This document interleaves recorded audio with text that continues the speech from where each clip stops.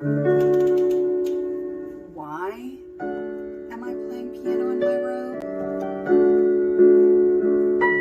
Because I can.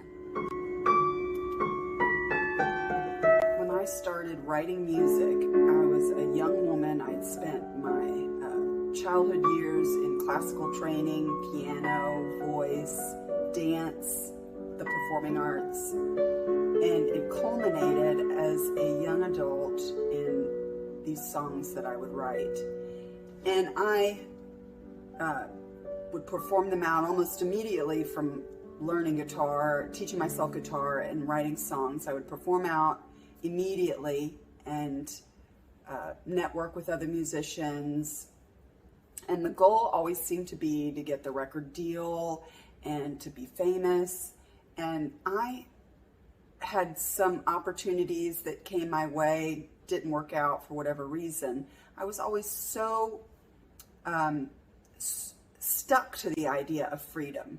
Freedom artistically, creatively, and freedom over my process. It's so important to me. And for me, it felt ingrained in the artistic process. I know that in the arts, I've learned about so many famous artists in history who have chosen to live outside of the wealth that they were born into in order to create their art, the literal starving artist. And there is a great freedom in a lack of control. Wealth is a control. The systems that hold us are a control. And what I've seen very clearly from the get-go, when I was naive and didn't know much of what was going on, is I could see a level of control that I wasn't comfortable with as an artist who was beginning my career. Now, as I'm into my career and I've navigated starving artistry and utilized my resources in new media technology, as I've keep my career going no matter what the circumstances, I have seen that creative freedom is the most important aspect of art and the thing that is restricted most in the old systems of artistic commercial industry. So the record labels, the media industry itself, Hollywood, all of these have these very tight systems of what's allowed, what's commercially viable. And I've always chosen, partly through my own volition and partly through circumstances, to live outside of this commercial viability.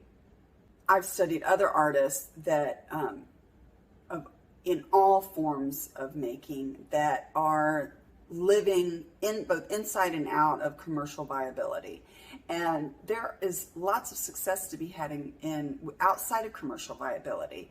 I've added in the last several years teaching music, coaching voice into my studio. And it's not only been an artistic inspiration, but of course it's financially impacted what I'm able to do for my music and my artwork in general. And of course that's a powerful model. But there are also other models that artists take. There is crowdfunding, which could be called the part of the new freedom economy, where it takes away the middleman of the record companies and the corporation conglomerates and all of these gatekeepers that not only control who comes in and out, but what is said in the artwork, the values implicit in the artwork. And I think that there's anything that we've seen over the last several years is that there is a guard on what is even allowed to be said in the public sphere. And I find this so dangerous, having committed my whole life to freedom of expression through my artwork. This questioning of freedom in a country that is founded on freedom of what is allowable medically, physically, physical freedom, freedom of expression and speech that is being shut down by these conglomerate corporations that look like they're attached to the government, but actually aren't. There's freedom of a relationship. When we're not able to even gather in spaces, our freedom is absolutely threatened. And as a artist, freedom is my highest value. Our entertainment needs to begin to reflect our values.